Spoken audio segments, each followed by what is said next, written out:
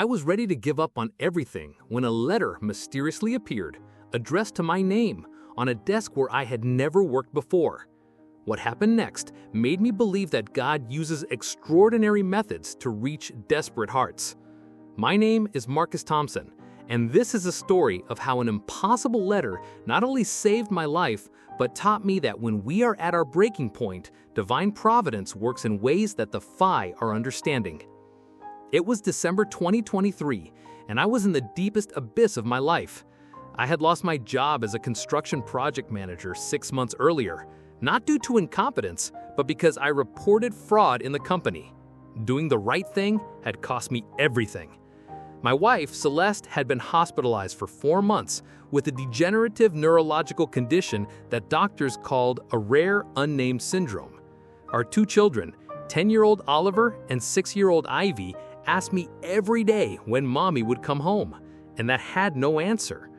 I was working 3 jobs: delivery driver during the day, office cleaner in the afternoon, and night security at a business complex in downtown Chicago. I managed to sleep about 4 hours a night, always interrupted by worries and nightmares. My hands were cracked from so much manual labor, and I was beginning to feel the effects of extreme stress. Worse, our health insurance through my old job had expired. Celeste was now at Cook County Hospital, the public hospital receiving basic care through emergency Medicaid. The experimental treatment that could save her was available at Northwestern Medicine, but it cost $80,000, a sum impossible for our current situation. The week before the letter incident, Oliver had cried in my arms saying, "Daddy, I pray every night, but God isn't listening." Ivy had stopped drawing, something she had always loved, because she said the colors reminded her that mommy wasn't home. I was losing my children along with my wife. Oliver had stopped playing video games, his favorite pastime, and Ivy no longer smiled, even when I tried to cheer her up. No matter how much I prayed, no matter how much strength I sought, I felt like I was carrying an impossible weight alone. It was on a freezing Tuesday in December, during my security shift at Tribune Tower, that the impossible happened. It was my first week in this specific job, a last-minute replacement because the regular security officer had fallen ill. At 2:47 a.m., I did my rounds on the 18th floor. It was a corridor I had never patrolled before, full of law and consulting offices. As I passed room 1847, something made me stop. The door was ajar, strange, because all doors should have been locked. I stepped in to check and found an empty office under renovation but impeccably arranged.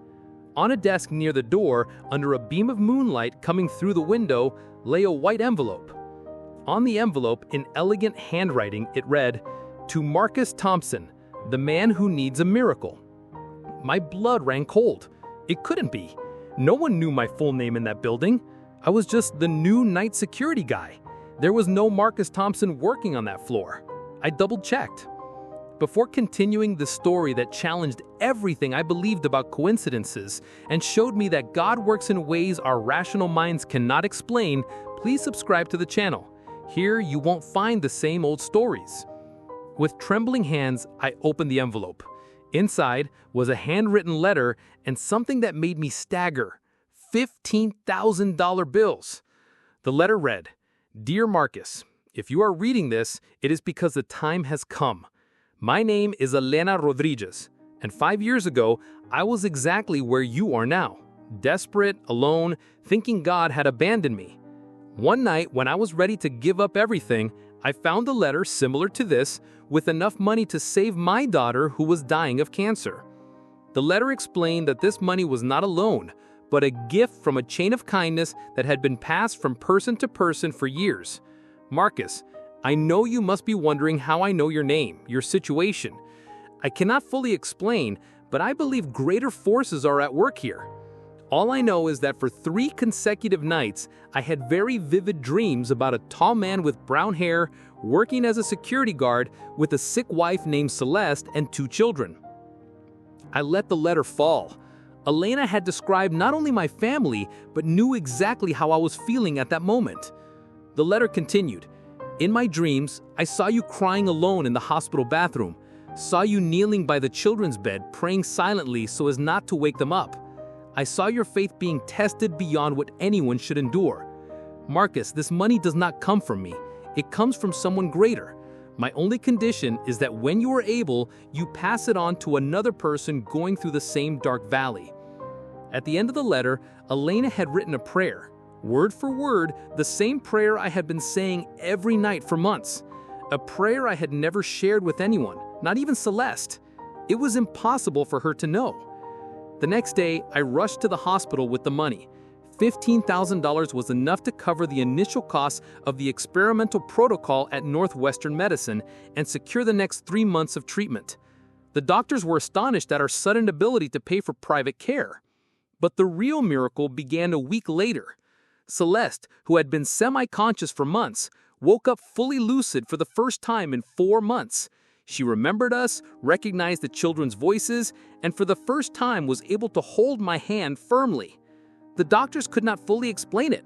Tests showed that the neurological degeneration not only had stopped, but was gradually reversing. Dr. Patterson, the lead neurologist, admitted, "This is an extremely rare response to treatment, better than we expected." As Celeste recovered, something touching happened with the children. Oliver smiled again and said, "Daddy, it seems our prayers were answered in a way we didn't expect." Ivy began drawing again, and now her pictures always included our entire family. I got a new job through a contact I met at the hospital, an engineer visiting a relative who heard my story. For the first time in months, we all slept together at home, as a family. But I needed to understand what had happened.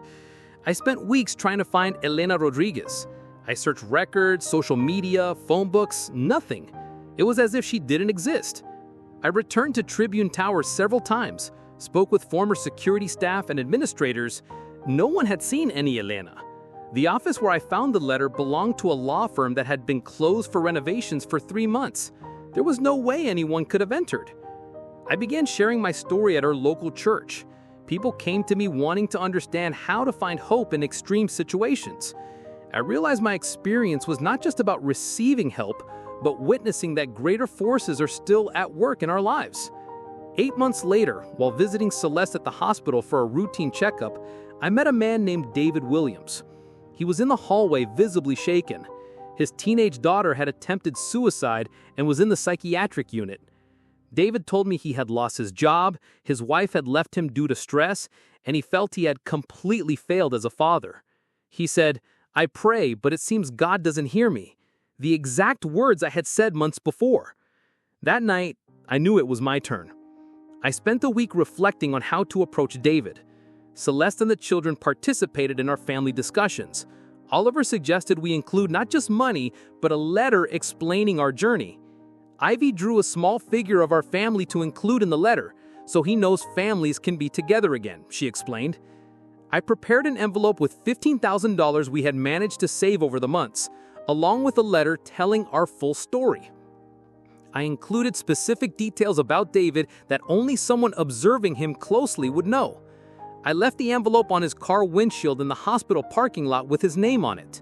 To David Williams, the man who needs a miracle.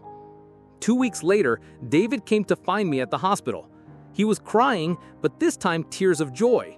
Sophia had left the ICU, started therapy, and for the first time in months had said, "I love you, Dad." "Marcus, how did you know about the scar on my shoulder? How did you know I pray the Lord's Prayer exactly at 3 a.m.? These things were in your letter, but I never told anyone." I smiled. "David, there are things our minds cannot explain, but our hearts recognize as truth." Today, 2 years later, I understand that Elena Rodriguez may never have existed physically. Perhaps she was an instrument of something greater, but without a doubt, there was an intervention I cannot fully comprehend that led me to experience this supernatural event. What I know is that Celeste is fully healed.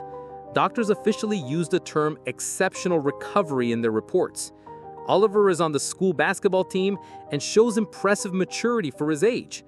Ivy continues drawing our family and says she wants to become a doctor when she grows up.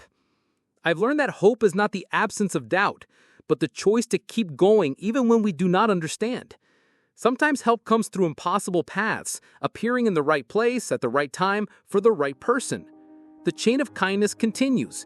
David has already passed it on to a woman named Jennifer. Jennifer passed it to a man named Robert. Robert passed it to a family named Martinez. Each story unique, each miracle personal. Each person reached exactly when needed. Sometimes people ask me if I'm sure it was something supernatural. I answer, when you are at rock bottom, desperate for an answer, and a letter appears with your full name in a place where no one could have put it, containing details of your life that no one else knows, with exactly what you need, there is no logical explanation, only hope manifesting tangibly. And that grace doesn't stop. It multiplies, spreads, and transforms lives one letter at a time.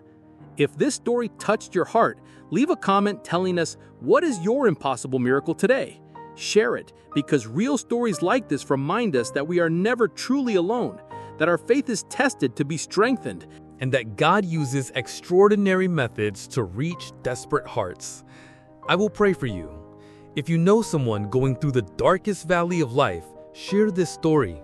Sometimes that is exactly what someone needs to hear. When we reach our limit, God is just beginning to work. The story did not reach you by chance.